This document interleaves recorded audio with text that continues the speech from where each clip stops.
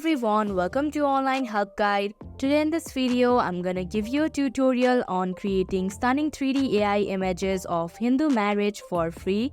So without any further ado, let's get started. First of all, open up a web browser. In the search bar, type in Microsoft Image Generator. Here, click on the first link that you see. Now in the text box, type in the prompt that you've created. Then tap on the Create button. Similarly, you can create more of these by simply editing the prompt. Then tap on the Create option once again. Now tap on the image in order to preview it.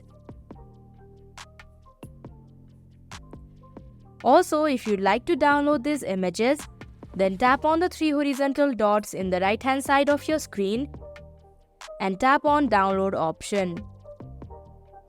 So that is how you can create 3D AI images for free.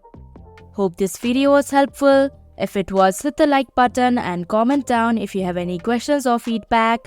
Also, if you are new to our channel, subscribe and hit the bell icon so that you don't miss our upcoming videos. Thank you for watching Online Help Guide.